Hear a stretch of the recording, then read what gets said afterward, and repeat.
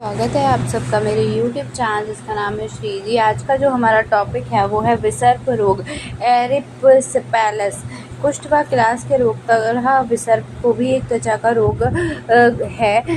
यह रोग शरीर में सहसा उत्पन्न होकर विभिन्न गतियों में फैलता है। ऊर्ध्व अध एवं त्र्यक गति से फैलना के कारण इसे विसर्प रोग कहा है। शीघ्र परासरित होने के स्वभाव के कारण इसे विसर्प कहते हैं। एक भाग से लाल वर्ण का शोथयुक्त मंडल दावा स्त्राव साथ उत्पन्न होता है, जिसे आचार्य चरक ने शीघ्र फैलने वाला एवं विष के समान घातक कहा है। विसर्प रोग केवल बाहरी त्वचा तक ही सीमित रहता है, पितु या श्लेष्म कला, हृदय आवरण, फुफ्फुस आवरण, मस्तिष्क आवरण तथा मस्तिष्क आदि अभ्यंतर अंगों व रक्त आदि धातु को प्रविष्ट हो जाता है। विसर्प की तुलना आधुनिक चिकित्सा में एरिप्सिपेलस नामक रोग से की गई है। यह रोग स्ट्रेप्टोकोकस एरिप्सिपेलिस नामक जीवाणु के संक्रमण से उत्पन्न होता है। आचार्य चरक ने कुक्षा नामक एक और विसर्प रोग का उल्लेख किया, जिसका फैलावा दाएं और बाईं ओर यगो पवित्र अर्थात जनेऊ की परिधि होता है, जिसकी तुलना हर्पीस ज़ोस्टर नामक व्याधि से करते हैं। प्रमुख संदर्भ ग्रंथ चरक संहिता चिकित्सा स्थान अध्याय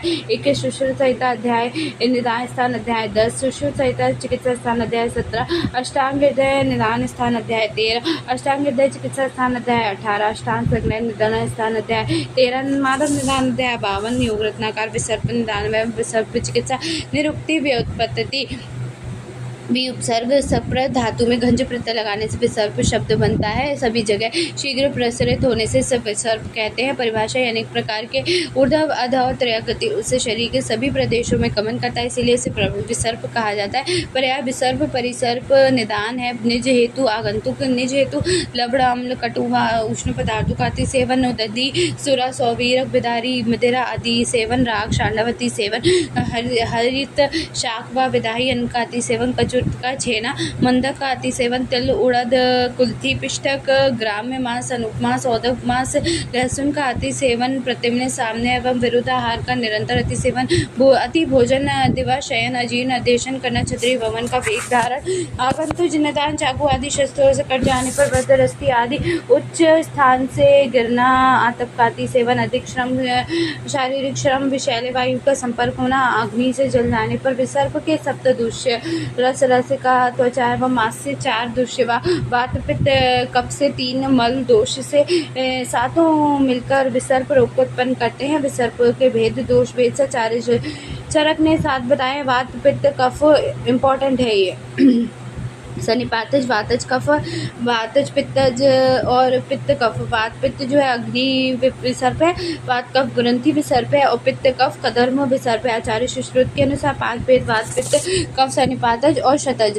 अधिष्ठान भेद से बाहरी अभ्यंतर उभा अधिष्ठान बाहरी त्वचा आश्रित होता है, अभ्यंतर आंतरिक धातु और उभय आश्रित होता है, ठीक है, आश्रित होता है।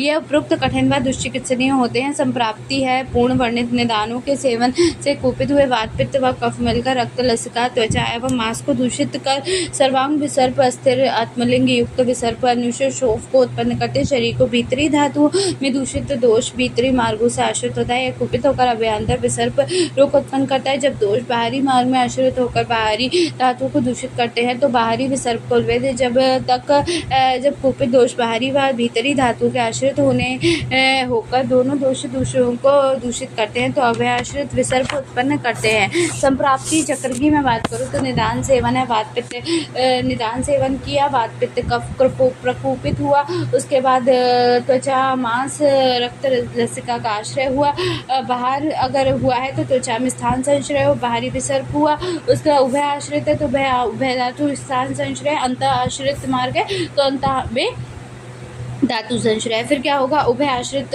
विसर्प उत्पत्ति होगी उभय आश्रित में, और अभ्यंतर में अभ्यंतर विसर्प उत्पत्ति होगी। इसके बाद विसर्प विस्तृत अनुशत शोक की उत्पत्ति होगी, सर्वोत्तम विसरण होगा, विसर्प रोग होगा। संप्राप्ति घटक की बात करूँ, दोष है त्रिदोष, पित्त प्रधान होता है, दूसरा रक्त मांस लसिका त्वचा, स्रोत से रक्त व स्रोत दृष्टि संघ के पश्चात मार्ग मधिष्ठान व्याधि स्वभाव आशुकारी पूर्व रूप है, जो विसर्प के पूर्व रूप नहीं मिलते हैं, ठीक है। रूप की मैं बात करूँ तो वातज में देखो ज्वर के समान पीड़ा होती है, शोक में स्फुरण स्विचुपनेसी पीड़ा, भेदनवत पीड़ा, आयम आति व हर्ष होना, विसर्प युक्त स्थान का शावरुण होना, भ्रम शवतु तृष्णा, उदेशन कास अस्थि, संधि भेद संधि विषोड़ित होना, वेपन अविपाक नेत्र अरोचक नेत्र, अकुलता, अश्रु होना, अंगों पर चींटियों के चलने की तरह अनुभव होना, वात मूत्र पुरुष की असमयक प्रवर्तित होना, चिकित्सा की नहीं की जाए तो शीघ्र फटने वाली पतली अरुण वर्ण या श्याम वर्ण की पिंडिका अति संख्या में होना, पित्तज विसर्प, यह विसर्प शीघ्र होता है, पित्तज समस्त ज्वर, तृष्णा, मूर्छा, मोह,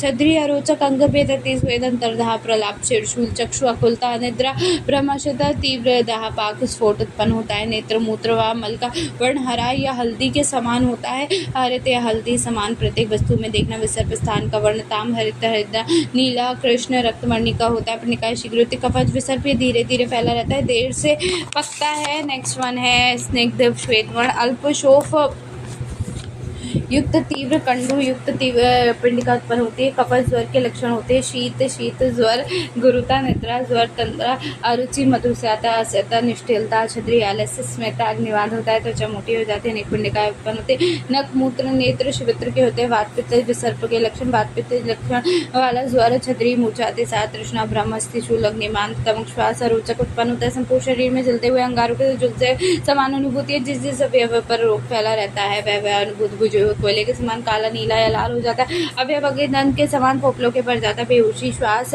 हिचकी, बेचैनी व मृत्यु हो जाती है, वातज में लक्षण, कफज दोष द्वारा वृद्ध, वात दोष, कफ दोष का अनेक प्रकार से भेदन करने के सिरा, स्नायु, तंद्रा तथा मांस स्थित रक्त धातु को दूषित करके लंबी छोटी गोली खुरदुरी ग्रंथियों की माला पैदा करती है, ग्रंथियां लाल वर्ण की होती हैं, ग्रंथियों तीव्र पीड़ा, ज्वर, श्वास का अतिसार, मुख का सूखना, हिक्का, छद्री, भ्रम, मूर्छा, विवर्तिति, मोह, अंगभंग, मंदाग्नि उत्पन्न होती है, कफ, पित्त विसर्प के लक्षण, ज्वर, स्तंभ, निद्रा, तंद्रा, शिरशूल, अंगसाद, विक्षेप, प्रलाप, अरोचक, भ्रम, मूर्छा, मंदाग्नि, पपास आदि लक्षण उत्पन्न होते हैं। यह विसर्प प्रायः आमाशय के किसी एक भाग में उत्पन्न होता है।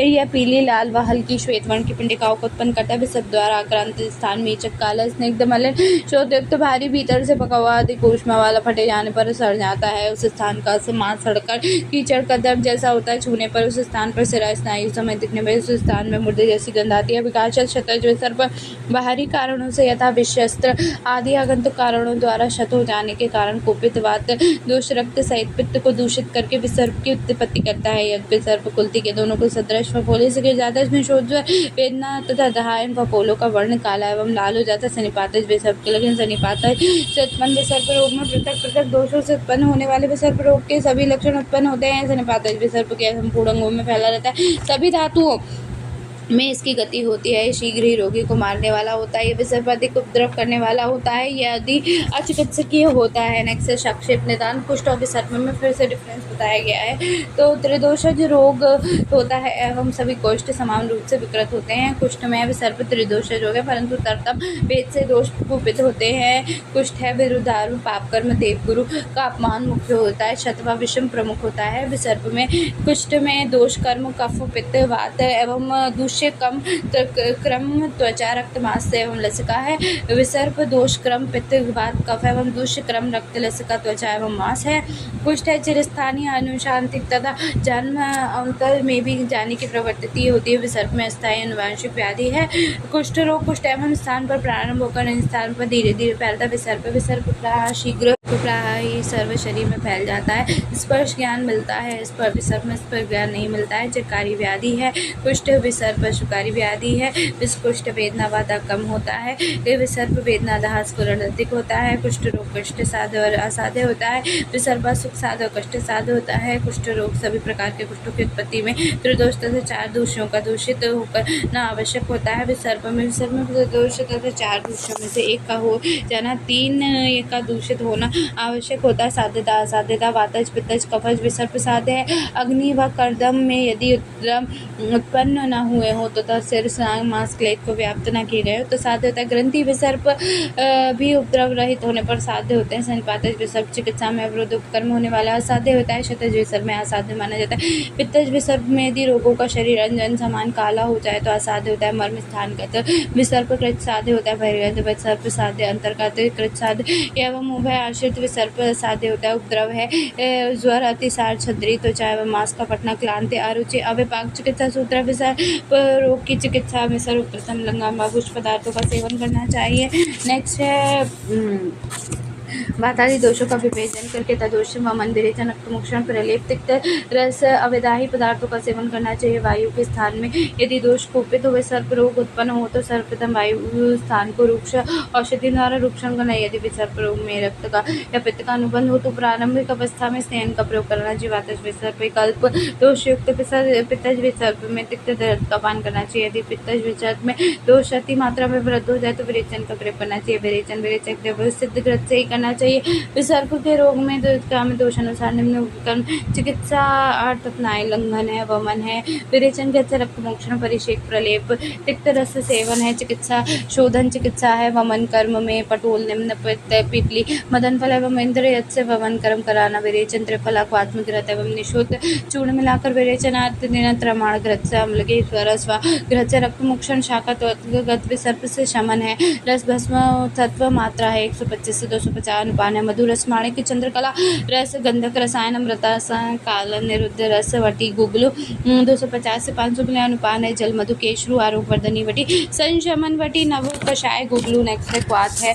मात्रा से 20 से 40 मिलीग्राम है। अनुपान है जल से मुस्तक आदि क्वाथ है, चंदन आदि क्वाथ है, सार्वधिक रक्त पटोल आदि शीत क्वाथ है। असवारिष्ट है मात्रा 20 से 40 मिली अनुपान है। जल मंजित सार्वारिष्ट खदिरारिष्ट ग्रत मात्रा 10 से 20 मिली अनुपान है। शतगोत ग्रत पंचतिक्त ग्रत महापन वादि महातिक्तादि त्रमाण शौर्य ग्रत दुर्वादि प्रलेप प्रदे बाहरी प्रयोग दंशांग ले उदम्बर ले सार्वादि लेप त्रिफलादि मनसे आदि लेप तेल बाहरी प्रयोग है। तेल है करंजादि तेल एकल द्रव्य है। चंदन निम्न अमृता शिग्रु मंजिष्ठा हरिद्रा आदि आदर्श चिकित्सा पत्र निदान परिवर्जन संशोधन वमन विरेचन रक्त मोक्षण संशमन चिकित्सा प्रातः में रस माणिक के 125 मिलीग्राम, गंधक रसायन 250 मिली, अमृता सत्व 500 मिलीग्राम, मधु से 1 से 2 मात्रा, आरोप वर्धनी वटी 2/3 मात्रा में, केशरी गुगलू 2/3 मात्रा में, भोजन उपरांत खदिरारिष्ट 20 मिलीलीटर, पंचमभाग जल से 1 से 2 मात्रा में, पंचतिक्त ग्रत 20 मिलीलीटर, दूध का उष्ण जल से 1 से 2 मात्रा में, दशांग लेप पंचतिक्त ग्रत बाहरी प्रयोग रात्रि में त्रिफला चूर्ण 3 ग्राम का उष्ण जल से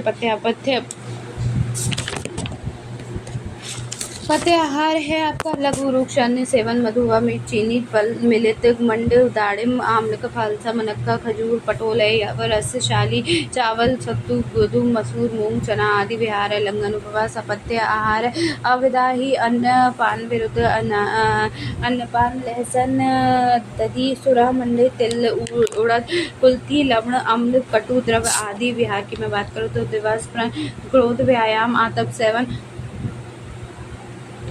मैथुन वेग धारण स्वेदन कर्म आदि। इसके बाद है erysipelas, it is an acquired contagious febrile disease which localize the inflammation and the redness of the skin and subcutaneous tissue accompanied by the systematic sign and symptom. This is usually caused by the Streptococcus pyogenes infecting the dermal tissue without involving the superficial skin.